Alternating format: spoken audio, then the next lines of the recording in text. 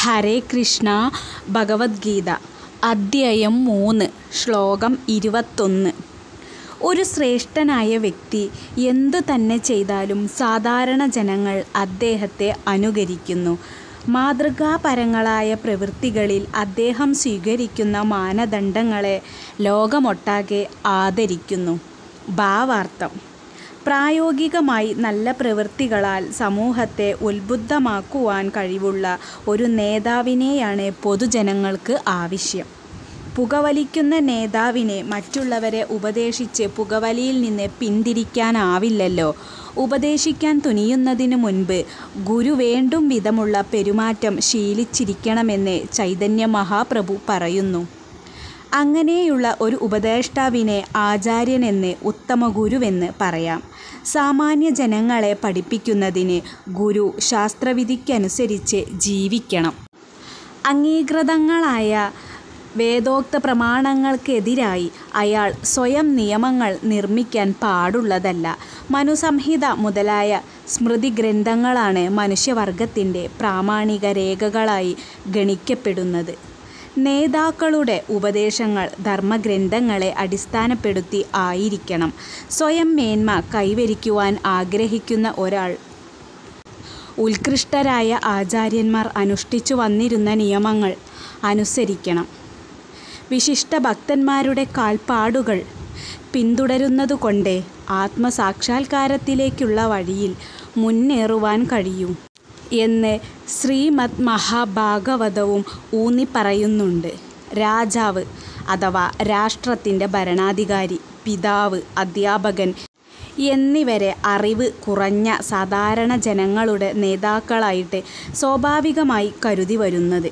അത്തരം സ്വാഭാവിക നേതാക്കൾക്ക് തങ്ങളെ ആശ്രയിക്കുന്നവരോട് വലിയ ഉത്തരവാദിത്വമുണ്ട്. അവർ ധാർമ്മികവും ആധ്യാത്മികവുമായ പ്രാമാണിക ഗ്രന്ഥങ്ങൾ വായിച്ച് പഠിച്ചവരാവണം. ശ്ലോകം 22. പാർത്ഥ: 3 ലോകങ്ങളിലും എനിക്ക് ചെയ്യേണ്ടതായിട്ട് ഒന്നുമില്ല. എനിക്ക് ഇല്ലാത്തതായോ ആവശ്യമായതായോ ആയിട്ട് അങ്ങനെ യാതൊന്നുമില്ല. എങ്കിലും ഞാൻ വിധിക്കപ്പെട്ട കർമ്മം ചെയ്തുകൊണ്ടേയിരിക്കുന്നു. ഭാവാർത്ഥം: അതായത് ഭഗവാൻ ശ്രീകൃഷ്ണനാണ് അർജുനൻ്റെ അടുത്ത് പറയുന്നത്.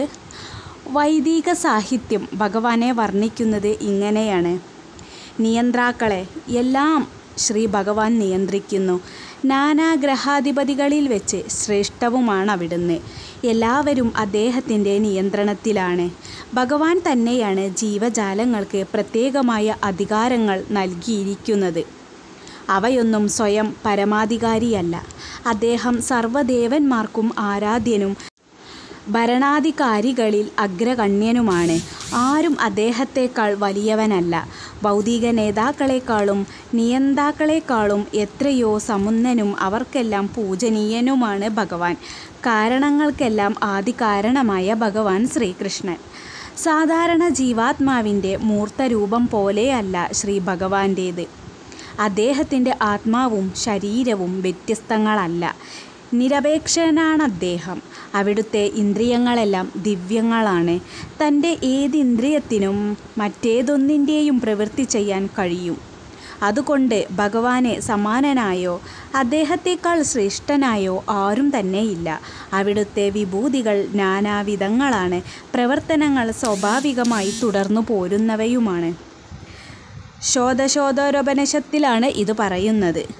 ഭഗവാനിൽ ഏതൊന്നും സമ്പൂർണ്ണ ഐശ്വര്യത്തോടും പൂർണ്ണ സത്യമായും നിലകൊള്ളുന്നു. അതുകൊണ്ട് ഭഗവാന് കർമ്മം ചെയ്യേണ്ടുന്ന ആവശ്യമില്ല. കർമ്മഫലങ്ങൾ ആവശ്യപ്പെടുന്നവന് മാത്രമാണ് കർമ്മങ്ങൾ വിധിക്കപ്പെട്ടിട്ടുള്ളത്. 3 ലോകങ്ങളിൽ നിന്നും നേടേണ്ടതായിട്ട് യാതൊന്നുമില്ല ഭഗവാന്. പിന്നെ എന്തുണ്ട് കർത്തവ്യം? എങ്കിലും ശ്രീകൃഷ്ണ ഭഗവാൻ ക്ഷത്രിയരുടെ നേതാവാണെന്ന നിലയിൽ കുരുക്ഷേത്ര യുദ്ധരംഗത്ത് പ്രവർത്തിച്ചു. കഷ്ടപ്പെടുന്നവരെ രക്ഷിക്കേണ്ടത് ക്ഷത്രിയർക്കു വിധിക്കപ്പെട്ട ചുമതലയാണല്ലോ. വൈദിക ഗ്രന്ഥങ്ങളിലെ വിധി നിഷേധങ്ങൾക്ക് അതീതനാണ് ഭഗവാൻ. എന്നിരിക്കിലും വേദശാസനകളെ അതിലംഘിക്കുന്ന ഒരു പ്രവൃത്തി അദ്ദേഹം ചെയ്യാറില്ല. ശ്ലോകം 23. വിധിക്കപ്പെട്ട കർമ്മങ്ങൾ ഞാൻ ശ്രദ്ധയോടെ ചെയ്യാതിരുന്നുവെങ്കിലോ അല്ലയോ പാർത്ത, ജനങ്ങൾ എൻ്റെ മാർഗം പിന്തുടരുമായിരുന്നു. ഭാവാർത്ഥം: ആധ്യാത്മിക പുരോഗതിക്ക് ആവശ്യമായ സാമൂഹ്യാസ്വാസ്ഥ്യം പുലർത്തിപ്പോരാൻ വേണ്ടി വംശപാരമ്പര്യമനുസരിച്ചുള്ള ആചാരങ്ങൾ സംസ്കാര സമ്പന്നനായ ഏതു മനുഷ്യനും വിധിക്കപ്പെട്ടിട്ടുണ്ട്. ബദ്ധരായ ജീവാത്മാക്കളെ അല്ലാതെ ശ്രീകൃഷ്ണ ഭഗവാനെ ഒരിക്കലും ബാധിക്കുന്നവയല്ല ഈ നിബന്ധനകളൊന്നും. എങ്കിലും തൻ്റെ അവതാരം തന്നെ ധാർമ്മിക പ്രമാണങ്ങളെ പുനഃസ്ഥാപിക്കുവാൻ വേണ്ടിയാകയാൽ അദ്ദേഹം ആ നിബന്ധനകളെല്ലാം അനുസരിച്ചു. അല്ലെങ്കിൽ അദ്ദേഹത്തിൻ്റെ സർവോത്കൃഷ്ടമായ ആധികാരികത്വമോർത്ത് സാധാരണ ജനങ്ങളെല്ലാം അവിടത്തെ പിന്തുടരും. മതപരങ്ങളായ എല്ലാ ആചാരങ്ങളെയും നല്ലൊരു ഗൃഹസ്ഥനെന്ന നിലയിൽ ഗൃഹത്തിലും പുറത്തും ശ്രീകൃഷ്ണ ഭഗവാൻ അനുഷ്ഠിച്ചിരുന്നുവെന്ന് ഭാഗവതത്തിൽ നിന്നറിയാം. ശ്ലോകം 24: ഞാൻ കർത്തവ്യം നിർവഹിക്കാതിരുന്നാൽ ഈ ലോകങ്ങളെല്ലാം നാശമടയും. അനാവശ്യമായ ജനപ്പെരുപ്പത്തിന് ഞാൻ കാരണമായിത്തീരും. അങ്ങനെ ജീവജാലങ്ങൾക്കെല്ലാം സമാധാനം നഷ്ടപ്പെടുകയും ചെയ്യും. ഭാവാർത്ഥം: സമൂഹത്തിൻ്റെ സമാധാനം ഭഞ്ജിക്കുന്ന അനാവശ്യമായ ജനപ്പെരുപ്പമാണ് വർണ്ണസങ്കരം. ജനങ്ങളെ സ്വാഭാവികമായി തന്നെ സമാധാനപ്രിയരും ആധ്യാത്മിക പുരോഗതിക്ക് അനുയോജ്യമായ വിധം സംഘടിതരുമാക്കുന്ന ചിട്ടങ്ങളും നിബന്ധനകളും ഏർപ്പെടുത്തിയത് ഈ സാമൂഹ്യാസ്വാസ്ഥ്യത്തെ തടയാൻ വേണ്ടിയാണ്. ഭഗവാൻ ശ്രീകൃഷ്ണൻ അവതരിക്കുമ്പോൾ ഇത്തരം സുപ്രധാന അനുഷ്ഠാനങ്ങളുടെ ആവശ്യവും അതിൻ്റെ അന്തസ്സും പരിപാലിക്കുന്നതിന് സ്വാഭാവികമായും ഈ നിബന്ധനകൾ അനുസരിക്കുന്നു. സർവ്വജീവജാലങ്ങളുടെയും പിതാവാണല്ലോ ഭഗവാൻ ശ്രീകൃഷ്ണൻ. നേരിട്ടല്ലെങ്കിൽ കൂടി ആ ജീവകോടികൾ വഴിപിഴച്ചു പോകുന്നതിൻ്റെ ഉത്തരവാദിത്വം ഭഗവാനുണ്ട്. അതുകൊണ്ട് ധാർമ്മിക നിയമങ്ങൾ പൊതുവെ അവഗണിക്കപ്പെടുമ്പോൾ ഭഗവാൻ അവതരിച്ച് സമൂഹത്തിൻ്റെ തെറ്റു തിരുത്തുന്നു. ഭഗവാന്റെ കാൽപ്പാടുകൾ നോക്കി മുന്നേറേണ്ടവരാണെങ്കിലും നമുക്ക് അദ്ദേഹത്തെ അനുകരിക്കാനാവില്ലെന്ന് നാം മനസ്സിലാക്കണം. പിന്തുടരുന്നതും അനുകരിക്കുന്നതും ഒരുപോലെയല്ല. ശ്രീകൃഷ്ണ ഭഗവാൻ ബാല്യകാലത്ത് ഗോവർദ്ധന പർവ്വതം ഉയർത്തിപ്പിടിച്ചു എന്നുവെച്ച് നമുക്കങ്ങനെ ചെയ്യുക സാധ്യമല്ലല്ലോ. അതൊരു മനുഷ്യന് അസാധ്യമാണ്. അദ്ദേഹത്തിൻ്റെ നിർദ്ദേശങ്ങൾ അനുസരിക്കണം, പക്ഷേ അദ്ദേഹത്തെ ഒരിക്കലും അനുകരിക്കേണ്ടതില്ല എന്നാണ് ശ്രീമദ് മഹാഭാഗവതം പറയുന്നത്.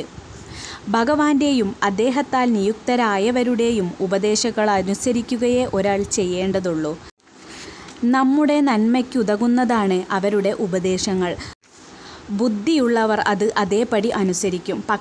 പക്ഷേ അവരുടെ പ്രവൃത്തികളെ അനുകരിക്കാൻ ശ്രമിക്കരുത്. പരമശിവനെ അനുകരിച്ച് സമുദ്രത്തിൽ നിന്നുളവായ കാളകൂടവിഷം പാനം ചെയ്യാൻ ആരും തുനിഞ്ഞുകൂടാ. സൂര്യചന്ദ്രന്മാരുടെ ചലനങ്ങൾ പോലും നിയന്ത്രിക്കാൻ കഴിയുന്ന ആ ഈശ്വരന്മാരുടെ സ്ഥിതി നമ്മുടേതിനേക്കാൾ എത്രയോ ഉന്നതമാണെന്ന് നാം മനസ്സിലാക്കണം.